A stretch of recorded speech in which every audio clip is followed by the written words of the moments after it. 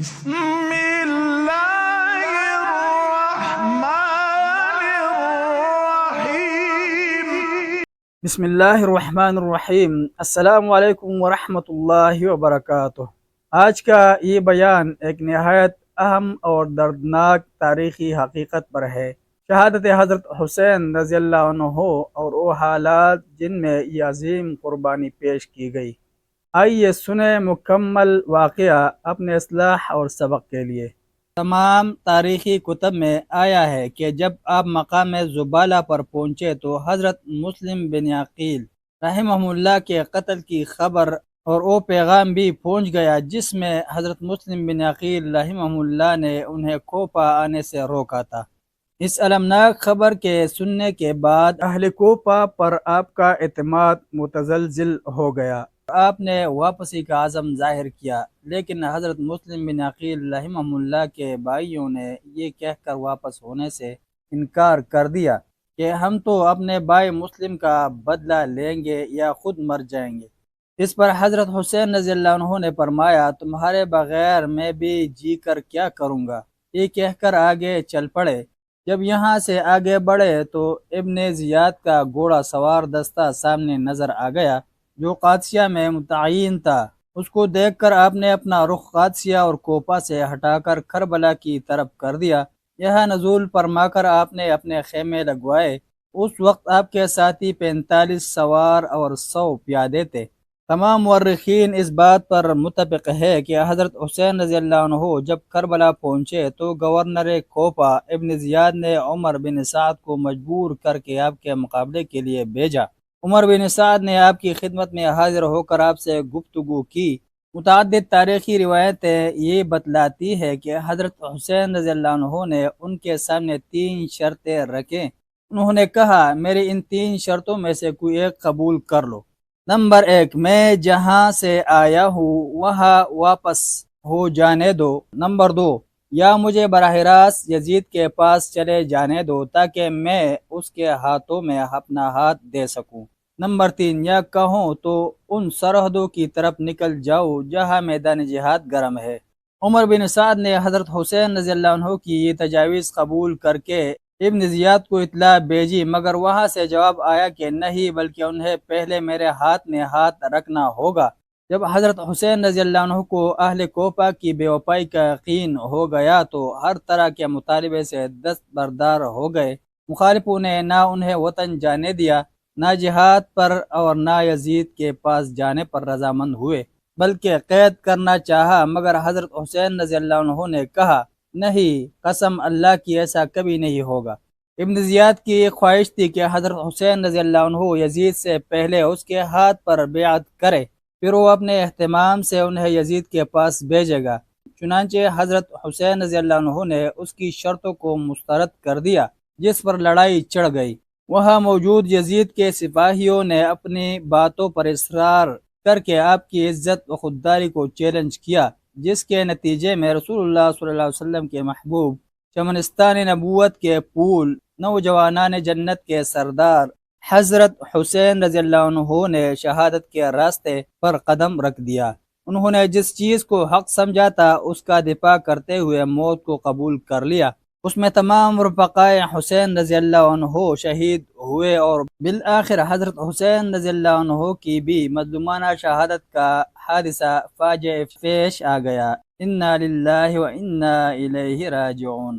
آپ کی شہادت کا یہ نہایت المناک واقعہ 10 محرم الحرام 61 ہجری کو پیش آیا تھا۔ پانی کی بوند کے لیے ترسنا۔ واقعات کربلا بیان کرنے والے اس بات کو بھی بیان کرتے ہیں کہ حسینی قافلہ میدان کربلا میں پانی کی بوند کے لیے ترستا رہ گیا، کیونکہ ان کا پانی بالکل بند کر دیا گیا تھا۔ بعض تاریخی روایتوں میں پانی کی یہ بندش 7 محرم الحرام سے بتائی گئی ہے، لیکن بعض محققین کی یہ رائے ہے کہ حسینی قافلہ 10 محرم کو کربلا پہنچا اور اسی دن جنگ اور شہادت کا یہ دلدوز واقعہ پیش آ گیا۔ بعض روایتوں میں یہ بھی ہے کہ حضرت حسین رضی اللہ عنہ کے ساتھیوں نے جنگ سے پہلے غسل کیا اور مست کستوری سے اپنے آپ کو معطر کیا۔ نیز یہ بھی حقیقت ہے کہ میدان کربلا دریائے فرات کے کنارے واقع تھا۔ یہاں پانی زمین کی سطح سے اتنا قریب تھا کہ تھوڑی سی زمین کھودو اور پانی لے لو۔ موجم البلدان میں یاقوت حموی نے کربلا کے ذیل میں یہ صراحت کی ہے کہ کربلا کی زمین سرسبز و شاداب تھی، لہٰذا قافلے کا پانی کی بوند کے لیے ترسنا حقیقت نہیں بلکہ محض ایک افسانہ ہے۔ خواتین کی بے حرمتی۔ خواتین کی بے حرمتی کے سلسلے میں جو روایتیں موجود ہیں وہ روایات ہر اعتبار سے ناقابل قبول اور ناقابل اعتماد ہیں۔ اس واقعے کا راوی حمید بن مسلم ہے، جس کے بارے میں ائمہ رجال کا متفقہ فیصلہ ہے کہ وہ جھوٹا اور افسانہ تراش ہے۔ جو روایتیں بیان کی جاتی ہیں کہ حضرت حسین رضی اللہ عنہ کے گھرانے کی خواتین کو باندی اور قیدی بنا کر شہر شہر گھمایا گیا، یہ بالکل جھوٹ ہے۔ اللہ کا شکر ہے کہ مسلمانوں نے آج تک کبھی کسی ہاشمی خاتون کو باندی نہیں بنایا، اور نہ اسے امت محمد نے کسی حال میں بھی جائز رکھا ہے۔ تاریخ میں یہ کہیں ثابت نہیں ہے کہ مسلمانوں نے کسی زمانے میں بھی کسی ہاشمی عورت کو کنیز بنایا ہو، یا کبھی بنو امیہ اور یزید نے ایسا کیا ہو، بلکہ حضرت حسین رضی اللہ عنہ کے پسماندگان یزید کے محل میں داخل ہوئے تو ان کی مصیبت پر ایک ماتم برپا ہو گیا۔ نوشتہ تقدیر۔ شہادت حسین رضی اللہ عنہ دراصل نوشتہ تقدیر تھا جو پورا ہوا، ورنہ حضرت حسین رضی اللہ عنہ کو بزرگ ترین صحابہ رضی اللہ عنہم نے سمجھایا کہ آپ عراق کا قصد نہ کریں، یہ غداروں اور دھوکے بازوں کی سرزمین ہے۔ ان لوگوں کے مد نظر صرف آپ کی خیر خواہی اور مسلمانوں کی مصلحت تھی، مگر حضرت حسین رضی اللہ عنہ نہ مانے۔ راستے میں مسلم بن عقیل کی خبر ملتی ہے اور کوپا کے لوگوں کی غداری کا پردہ فاش ہو جاتا ہے، پھر بھی آپ واپس نہیں ہوئے۔ میدان کربلا میں پہنچ کر مصالحت کی بات آتی ہے۔ ممکن تھا کہ اگر یزید کے دربار میں پہنچ جائے تو صلح حسن کا نقشہ سامنے آ جاتا، لیکن ایسا کچھ بھی نہیں ہوا۔ ابن زیاد نے آپ کی تینوں پیشکش رد کر دیے اور کاتب تقدیر کے ہاتھوں جو رقم ہو چکا تھا وہ وجود میں آ کر رہا۔ شہادت حضرت حسین رضی اللہ عنہ اور یزید۔ ابن زیاد نے حضرت حسین رضی اللہ عنہ کی شہادت کی خبر اور ان کے اہل خانہ کو ایک آدمی کے ساتھ یزید کی خدمت میں بھیجا۔ واقع کربلا کی کہانی سننے کے بعد یزید کی جو کیفیت ہوئی، تاریخ میں اسے ان الفاظ میں بیان کیا گیا۔ واقعے کی خبر سن کر یزید کی آنکھیں بر آئیں اور بہت رنجیدہ ہوئے۔ انہوں نے کہا، اے ابن زیاد، میں تو قتل حضرت حسین رضی اللہ عنہ کے بغیر بھی تم سے راضی رہتا۔ اللہ ابن سیمیہ ابن زیاد کو غارت کرے، قسم اللہ کی میں اس کی جگہ ہوتا تو حضرت حسین رضی اللہ عنہ سے درگزر ہی سے کام لیتا، اسے ہرگز قتل نہ کرتا۔ پھر اس نے کہا، اللہ حضرت حسین رضی اللہ عنہ پر رحم کرے، اور پھر اس آدمی کو کوئی انعام اور صلہ نہ دیا۔